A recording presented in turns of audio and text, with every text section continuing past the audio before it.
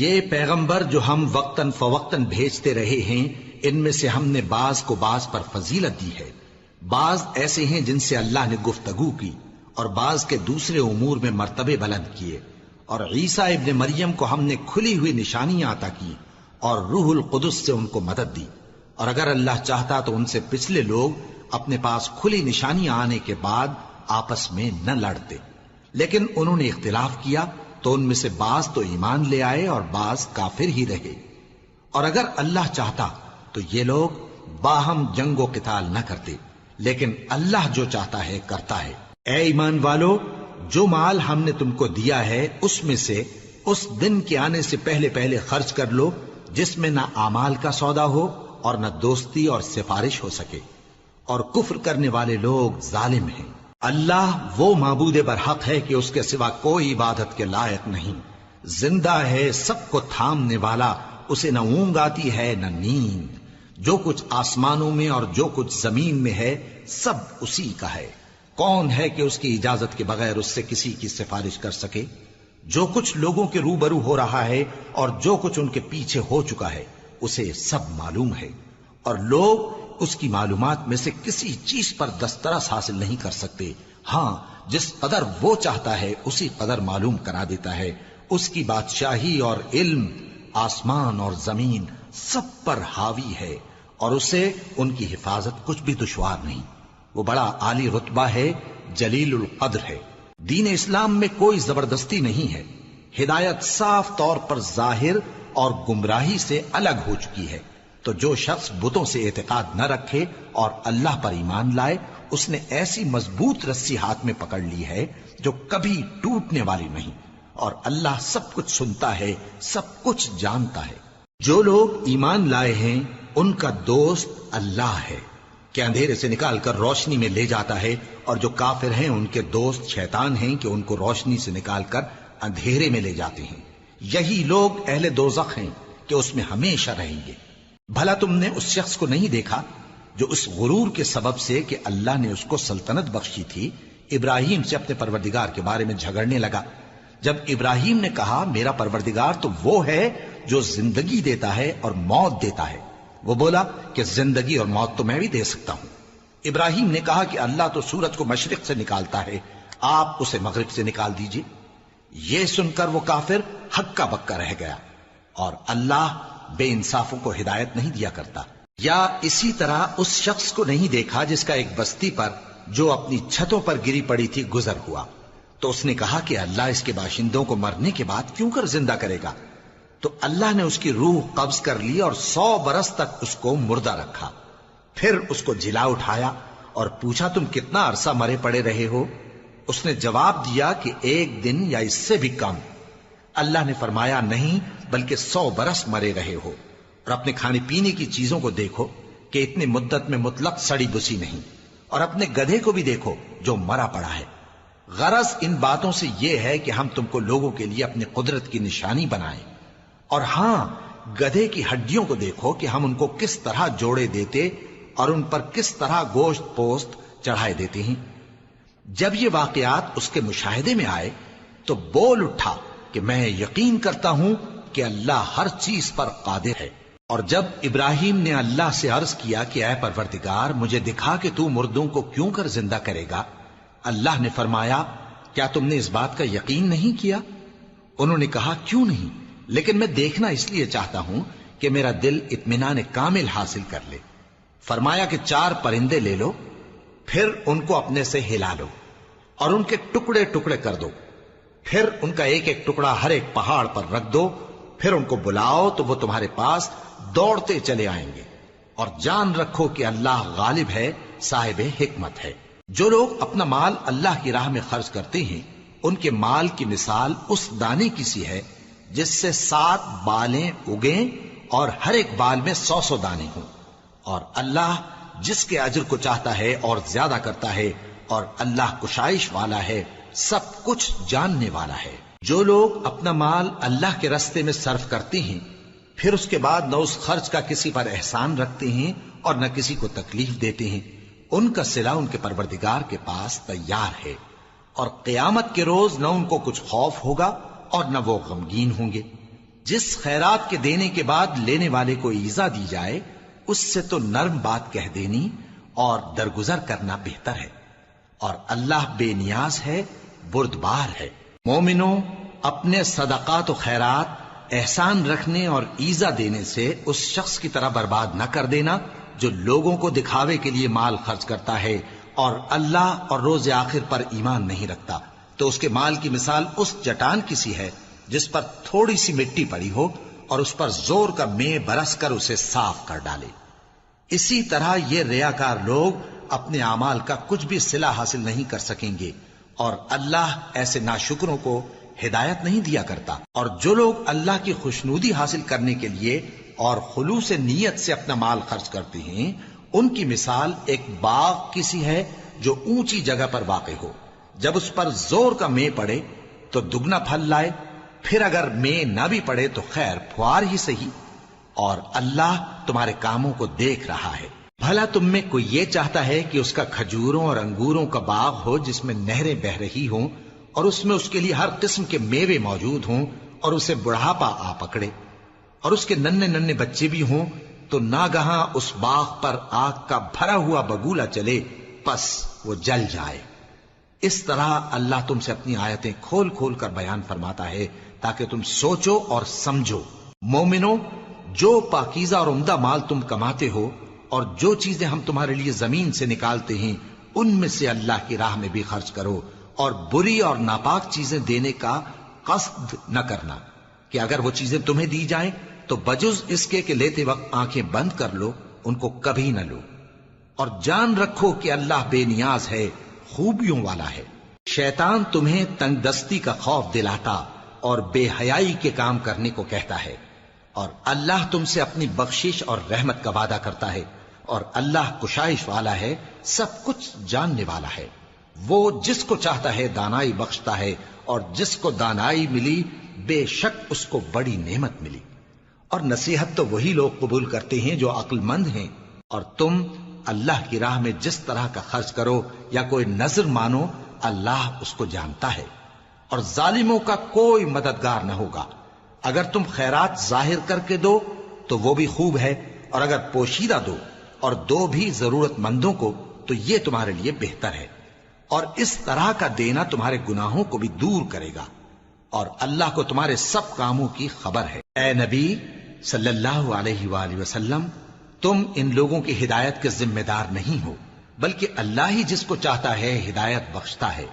اور مومنو، تم جو مال خرچ کرو گے تو اس کا فائدہ تم ہی کو ہے، اور تم تو جو خرچ کرو گے اللہ کی خوشنودی کے لیے کرو گے، اور جو مال تم خرچ کرو گے وہ تمہیں پورا پورا دے دیا جائے گا اور تمہارا کچھ نقصان نہیں کیا جائے گا۔ اور ہاں، تم جو خرچ کرو گے تو ان حاجت مندوں کے لیے جو اللہ کی راہ میں رکے بیٹھے ہیں اور ملک میں کسی طرف جانے کی طاقت نہیں رکھتے اور مانگنے سے آر رکھتے ہیں، یہاں تک کہ نہ مانگنے کی وجہ سے ناواقف شخص ان کو تونگر خیال کرتا ہے، اور تم قیافے سے ان کو صاف پہچان لو کہ حاجت مند ہیں، اور شرم کے سبب لوگوں سے منہ پھوڑ کر اور لپٹ کر نہیں مانگ سکتے۔ اور تم جو مال خرچ کرو گے کچھ شک نہیں کہ اللہ اس کو جانتا ہے۔ جو لوگ اپنا مال رات اور دن اور پوشیدہ اور ظاہر اللہ کی راہ میں خرچ کرتے رہتے ہیں، ان کا صلہ ان کے پروردگار کے پاس ہے، اور ان کو قیامت کے دن نہ کسی طرح کا خوف ہوگا اور نہ غم۔ جو لوگ سود کھاتے ہیں وہ قبروں سے اس طرح حواس باختہ اٹھیں گے جیسے کسی کو جن نے لپٹ کر دیوانہ بنا دیا ہو، یہ اس لیے کہ وہ کہتے ہیں کہ سودا بیچنا بھی تو نفع کے لحاظ سے ویسا ہی ہے جیسے سود لینا، حالانکہ سودے کو اللہ نے حلال کیا ہے اور سود کو حرام۔ تو جس شخص کے پاس اللہ کی نصیحت پہنچی اور وہ سود لینے سے باز آ گیا تو جو پہلے ہو چکا وہ اس کا، اور قیامت میں اس کا معاملہ اللہ کے سپرد۔ اور جو پھر لینے لگا تو ایسے لوگ دوزخی ہیں کہ ہمیشہ دوزخ میں جلتے رہیں گے۔ اللہ سود کو نابود یعنی بے برکت کرتا اور خیرات کی برکت کو بڑھاتا ہے، اور اللہ کسی ناشکر گناہگار کو دوست نہیں رکھتا۔ جو لوگ ایمان لائے اور نیک عمل کرتے اور نماز پڑھتے اور زکوٰۃ دیتے رہے، ان کو ان کے کاموں کا صلہ اللہ کے ہاں ملے گا، اور قیامت کے دن ان کو نہ کچھ خوف ہوگا اور نہ وہ غمناک ہوں گے۔ مومنو، اللہ سے ڈرو، اور اگر ایمان رکھتے ہو تو جتنا سود باقی رہ گیا ہے اس کو چھوڑ دو، پھر اگر ایسا نہ کرو گے تو تم اللہ اور اس کے رسول کی طرف سے اعلان جنگ سن لو، اور اگر توبہ کر لو گے اور سود چھوڑ دو گے تو تم کو اپنی اصل رقم لینے کا حق ہے، جس میں نہ اوروں کا نقصان اور نہ تمہارا نقصان۔ اور اگر قرض لینے والا تنگ دست ہو تو اسے کشائش کے حاصل ہونے تک مہلت دو، اور اگر زر قرض بخش دو تو وہ تمہارے لیے زیادہ اچھا ہے، بشرطے کہ سمجھو۔ اور اس دن سے ڈرو جبکہ تم اللہ کے حضور میں لوٹ کر جاؤ گے، اور ہر شخص اپنے اعمال کا پورا پورا بدلہ پائے گا اور کسی کو کچھ نقصان نہ ہوگا۔ مومنو، جب تم آپس میں کسی میعاد معین کے لیے قرض کا معاملہ کرنے لگو تو اس کو لکھ لیا کرو، اور لکھنے والا تم میں کسی کا نقصان نہ کرے بلکہ انصاف سے لکھے۔ نیز لکھنے والا جیسا اللہ نے اسے سکھایا ہے لکھنے سے انکار بھی نہ کرے اور دستاویز لکھ دے، اور جو شخص قرض لے وہی دستاویز کا مضمون بول کر لکھوائے، اور اللہ سے کہ اس کا مالک ہے خوف کرے، اور زر قرض میں سے کچھ کم نہ لکھوائے۔ اور اگر قرض لینے والا کم عقل یا ضعیف ہو یا مضمون لکھوانے کی قابلیت نہ رکھتا ہو تو جو اس کا ولی ہو وہ انصاف کے ساتھ مضمون لکھوائے، اور اپنے میں سے 2 مردوں کو ایسے معاملے کے گواہ کر لیا کرو، اور اگر 2 مرد نہ ہوں تو 1 مرد اور 2 عورتیں جن کو تم گواہ پسند کرو کافی ہیں، کہ اگر ان میں سے ایک بھول جائے گی تو دوسری اسے یاد دلا دے گی، اور جب گواہ گواہی کے لیے طلب کیے جائیں تو انکار نہ کریں۔ اور قرض تھوڑا ہو یا بہت اس کی دستاویز کے لکھنے لکھانے میں سستی نہ کرنا، یہ بات اللہ کے نزدیک نہایت قرین انصاف ہے، اور شہادت کے لیے بھی یہ بہت درست طریقہ ہے۔ اس سے تم کو کسی طرح کا شک و شبہ بھی نہیں پڑے گا۔ ہاں، اگر سودا دست بدست ہو جو تم آپس میں لیتے دیتے ہو تو اگر ایسے معاملے کے دستاویز نہ لکھو تو تم پر کچھ گناہ نہیں۔ اور جب خرید و فروخت کیا کرو، مثلا زمین جائیداد کی، تو بھی گواہ کر لیا کرو، اور کاتب دستاویز اور گواہ معاملہ کرنے والوں کا کسی طرح کا نقصان نہ کریں۔ اگر تم لوگ ایسا کرو تو یہ تمہارے لیے گناہ کی بات ہے، اور اللہ سے ڈرو اور دیکھو کہ وہ تم کو کیسی مفید باتیں سکھاتا ہے، اور اللہ ہر چیز سے واقف ہے۔ اور اگر تم سفر پر ہو اور دستاویز لکھنے والا نہ مل سکے تو کوئی چیز رہن با قبضہ رکھ کر قرض لے لو، اور اگر تم میں سے کوئی دوسرے کو امین سمجھے یعنی رہن کے بغیر قرض دے دے تو امانت دار کو چاہیے کہ صاحب امانت کی امانت ادا کر دے، اور اللہ سے جو اس کا پروردگار ہے ڈرے، اور دیکھنا شہادت کو مت چھپانا، جو اس کو چھپائے گا وہ دل کا گناہگار ہوگا۔ اور اللہ تمہارے سب کاموں سے واقف ہے، جو کچھ آسمانوں میں اور جو کچھ زمین میں ہے سب اللہ ہی کا ہے۔ تم اپنے دلوں کی بات کو ظاہر کرو گے تو اور چھپاؤ گے تو اللہ تم سے اس کا حساب لے گا، پھر وہ جسے چاہے مغفرت کرے اور جسے چاہے عذاب دے، اور اللہ ہر چیز پر قادر ہے۔ رسول اللہ صلی اللہ علیہ وآلہ وسلم اس کتاب پر جو ان کے پروردگار کی طرف سے ان پر نازل ہوئی ایمان رکھتے ہیں، اور مومن بھی سب اللہ پر اور اس کے فرشتوں پر اور اس کی کتابوں پر اور اس کے پیغمبروں پر ایمان رکھتے ہیں، اور کہتے ہیں کہ ہم اس کے پیغمبروں سے کسی میں کچھ فرق نہیں کرتے، اور وہ اللہ سے عرض کرتے ہیں کہ ہم نے تیرا حکم سنا اور قبول کیا۔ اے پروردگار، ہم تیری بخشش مانگتے ہیں اور تیری ہی طرف لوٹ کر جانا ہے۔ اللہ کسی شخص کو اس کی طاقت سے زیادہ کا ذمہ دار نہیں بناتا۔ اچھے کام کرے گا تو اس کو ان کا فائدہ ملے گا، برے کرے گا تو اسے ان کا نقصان پہنچے گا۔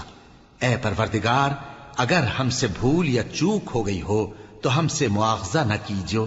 اے پروردگار، ہم پر ایسا بوجھ نہ ڈالیو جیسا تو نے ہم سے پہلے لوگوں پر ڈالا تھا۔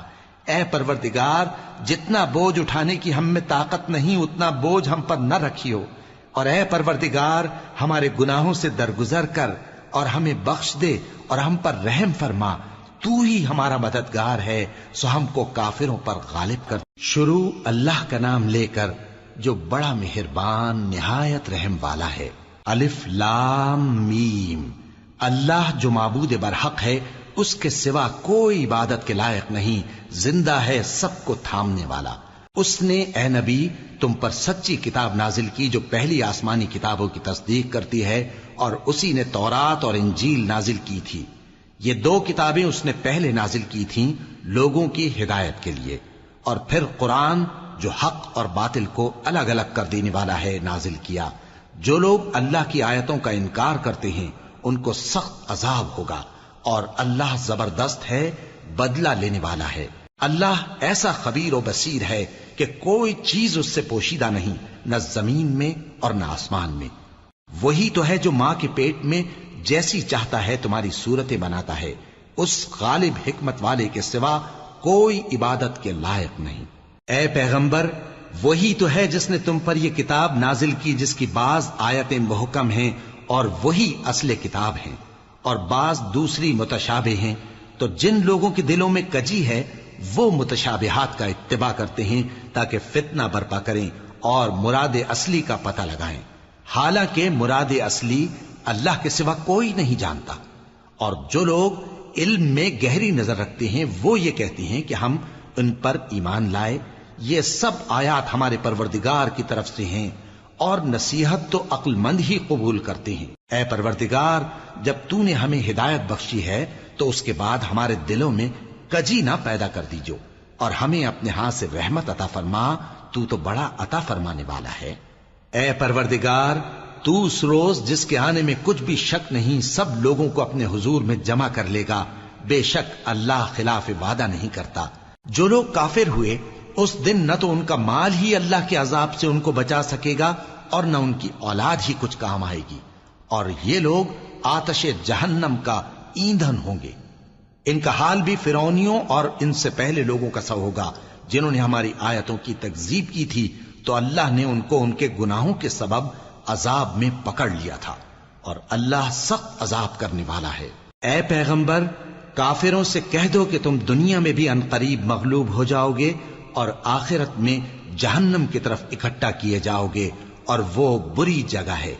تمہارے لیے دو گروہوں میں جو جنگ بدر کے دن آپس میں بھڑ گئے قدرت الہی کی عظیم الشان نشانی تھی۔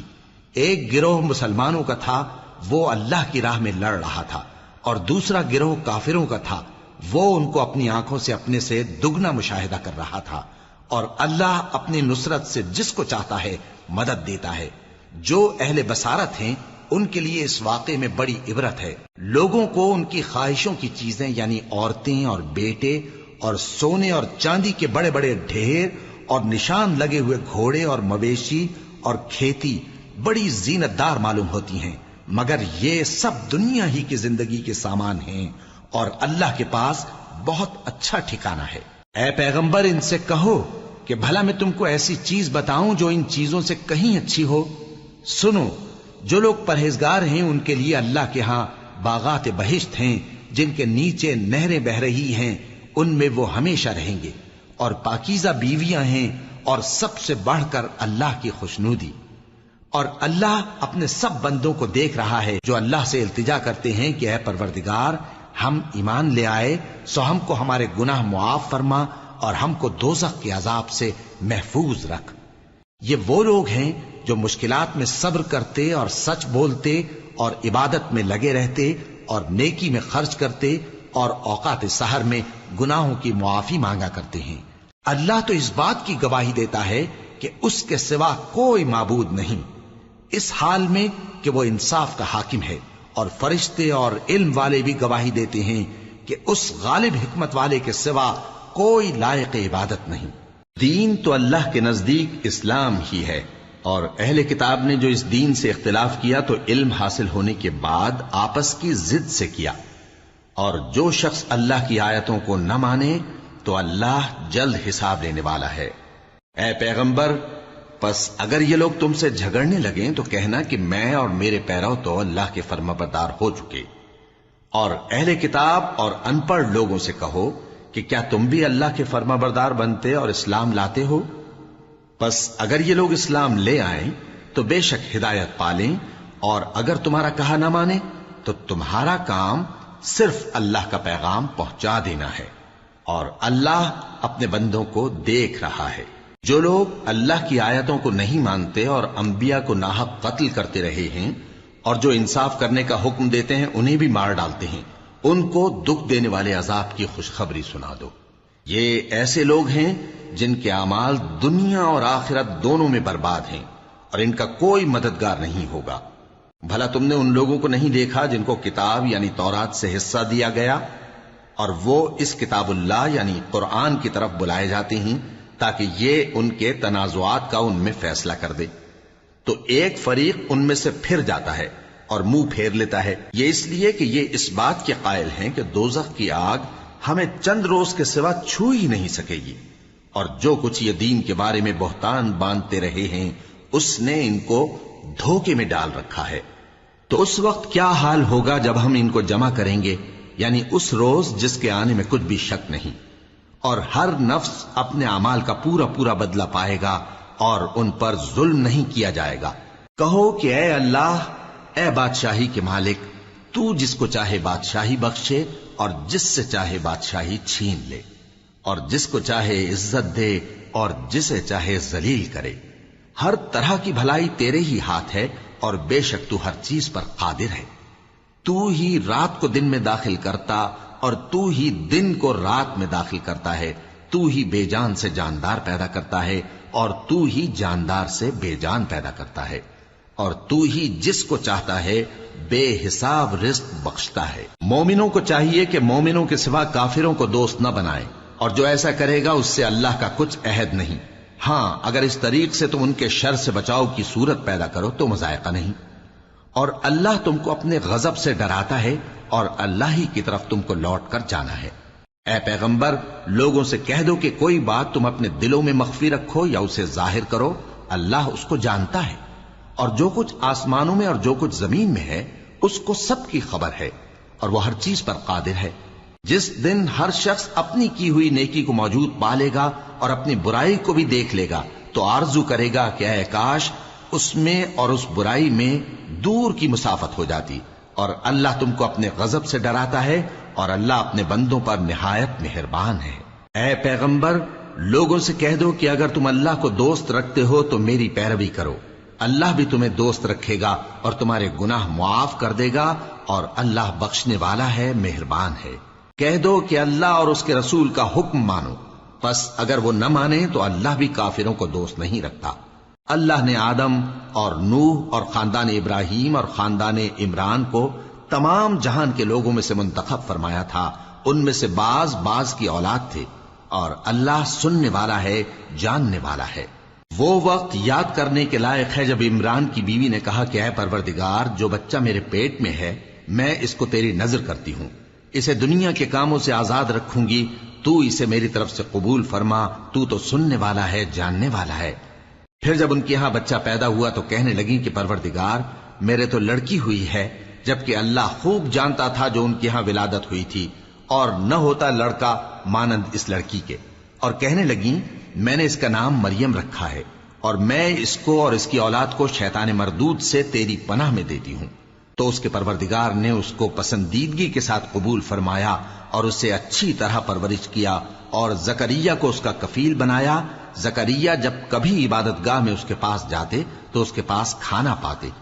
یہ کیفیت دیکھ کر ایک دن مریم سے پوچھنے لگے کہ مریم، یہ کھانا تمہارے پاس کہاں سے آتا ہے؟ وہ بولی کہ اللہ کے ہاں سے آتا ہے، بے شک اللہ جسے چاہتا ہے بے حساب رزق دیتا ہے۔ اس وقت زکریا نے اپنے پروردگار کو پکارا، عرض کی کہ پروردگار، مجھے اپنی طرف سے اولاد صالح عطا فرما، تو بے شک دعا سننے والا ہے۔ چنانچہ وہ ابھی عبادت گاہ میں کھڑے نماز ہی پڑھ رہے تھے کہ فرشتوں نے آواز دی کہ زکریا، اللہ تمہیں یحییٰ کی بشارت دیتا ہے، جو کلمۃ اللہ یعنی عیسیٰ کی تصدیق کریں گے اور سردار ہوں گے اور عورتوں سے رغبت نہ رکھنے والے اور ایک پیغمبر یعنی نیکوکاروں میں ہوں گے۔ زکریا نے کہا، اے پروردگار، میرے ہاں لڑکا کیوں کر پیدا ہوگا کہ میں تو بڈھا ہو گیا ہوں اور میری بیوی بانجھ ہے؟ فرمایا، اسی طرح اللہ جو چاہتا ہے کرتا ہے۔ زکریا نے کہا کہ پروردگار، میرے لیے کوئی نشانی مقرر فرما دے۔ فرمایا، تمہاری نشانی یہ ہے کہ تم لوگوں سے 3 دن اشارے کے سوا بات نہ کر سکو گے، تو ان دنوں میں اپنے پروردگار کی کثرت سے یاد اور صبح و شام اس کی تسبیح کرنا۔ اور جب فرشتوں نے مریم سے کہا کہ مریم، اللہ نے تم کو برگزیدہ کیا ہے اور تمہیں پاک بنایا ہے اور دنیا جہان کی عورتوں میں سے تم کو منتخب کیا ہے، اے مریم، اپنے پروردگار کی فرما برداری کرنا اور سجدہ کرنا اور رکوع کرنے والوں کے ساتھ رکوع کرنا۔ اے نبی، یہ باتیں اخبار غیب میں سے ہیں جو ہم تمہارے پاس بھیجتے ہیں۔ اور جب وہ لوگ اپنے قلم بطور قرعہ ڈال رہے تھے کہ مریم کا کفیل کون بنے تو تم ان کے پاس نہیں تھے، اور نہ اس وقت ہی ان کے پاس تھے جب وہ آپس میں جھگڑ رہے تھے۔ وہ وقت بھی یاد کرنے کے لائق ہے جب فرشتوں نے مریم سے کہا کہ مریم، اللہ تم کو اپنی طرف سے ایک کلمے کی بشارت دیتا ہے جس کا نام مسیح اور مشہور عیسیٰ ابن مریم ہوگا، اور جو دنیا اور آخرت میں آبرو مند اور مقربین میں سے ہوگا، اور ماں کی گود میں اور بڑی عمر کا ہو کر دونوں حالتوں میں لوگوں سے یکساں گفتگو کرے گا اور نیکوکاروں میں ہوگا۔ مریم نے کہا کہ پروردگار، میرے ہاں بچہ کیوں کر ہوگا کہ کسی انسان نے مجھے ہاتھ تک تو لگایا نہیں۔ فرمایا کہ اللہ اسی طرح جو چاہتا ہے پیدا کرتا ہے، جب وہ کوئی کام کرنا چاہتا ہے تو ارشاد فرما دیتا ہے کہ ہو جا تو وہ ہو جاتا ہے۔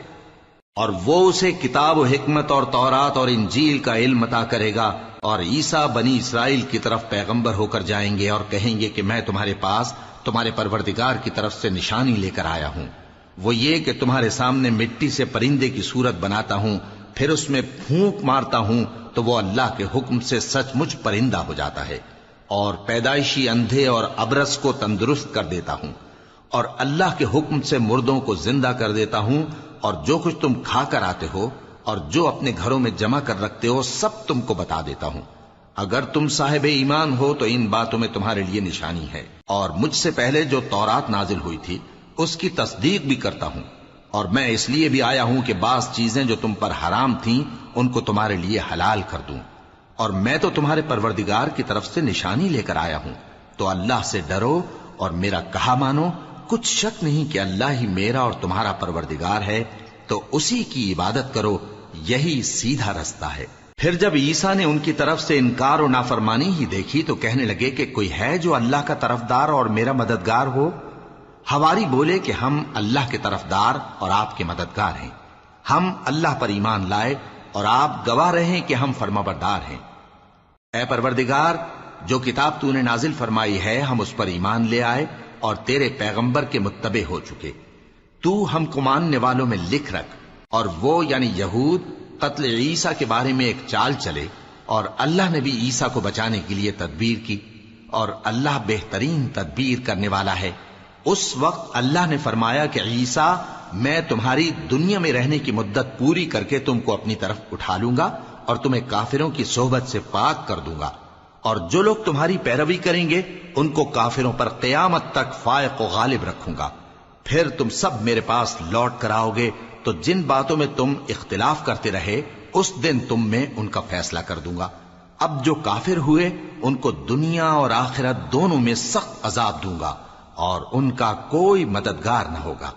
اور جو لوگ ایمان لائے اور عمل نیک کرتے رہے ان کو اللہ پورا پورا صلہ دے گا، اور اللہ ظالموں کو دوست نہیں رکھتا۔ اے نبی، یہ ہم تم کو اللہ کی آیتیں اور حکمت بھری نصیحتیں پڑھ پڑھ کر سناتے ہیں۔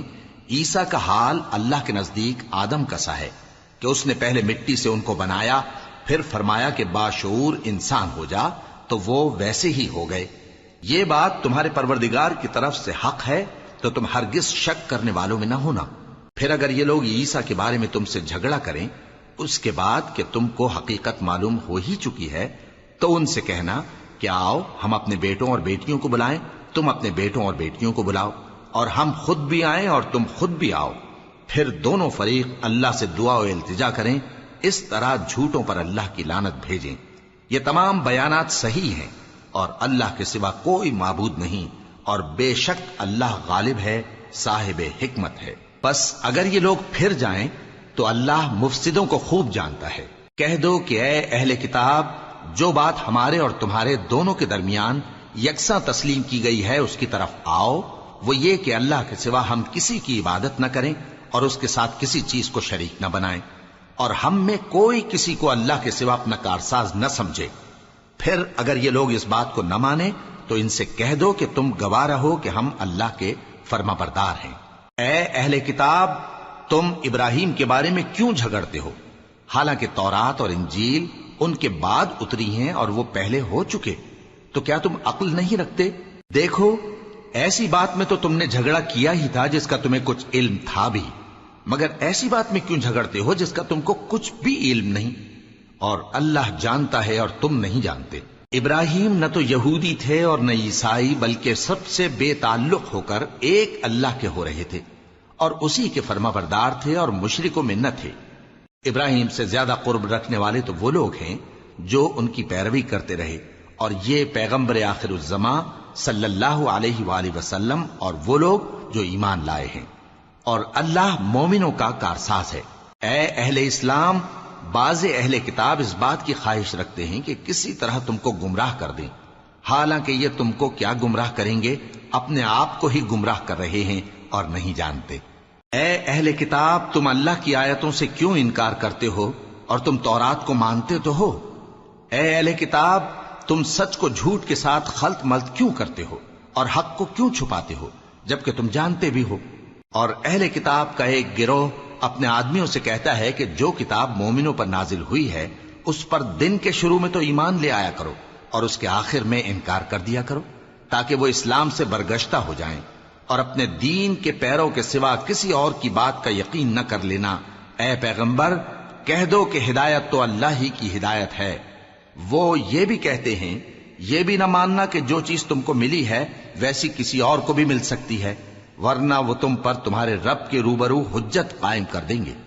اے پیغمبر، کہہ دو کہ بزرگی اللہ ہی کے ہاتھ میں ہے، وہ جسے چاہتا ہے دیتا ہے، اور اللہ کشائش والا ہے، علم والا ہے۔ وہ اپنی رحمت سے جس کو چاہتا ہے خاص کر لیتا ہے، اور اللہ بڑے فضل کا مالک ہے۔ اور اہل کتاب میں سے کوئی تو ایسا ہے کہ اگر تم اس کے پاس دیناروں کا ڈھیر امانت رکھ دو تو تم کو فوراً واپس دے دے، اور کوئی اس طرح کا ہے کہ اگر اس کے پاس 1 دینار بھی امانت رکھو تو جب تک اس کے سر پر ہر وقت کھڑے نہ رہو تمہیں دے ہی نہیں۔ یہ اس لیے کہ وہ کہتے ہیں کہ امیوں کے بارے میں ہم سے مواخذہ نہیں ہوگا۔ یہ اللہ پر محض جھوٹ بولتے ہیں اور اس بات کو جانتے بھی ہیں۔ ہاں، کیوں نہیں، جو شخص اپنے اقرار کو پورا کرے اور پرہیزگار بنا رہے تو اللہ بھی پرہیزگاروں کو دوست رکھتا ہے۔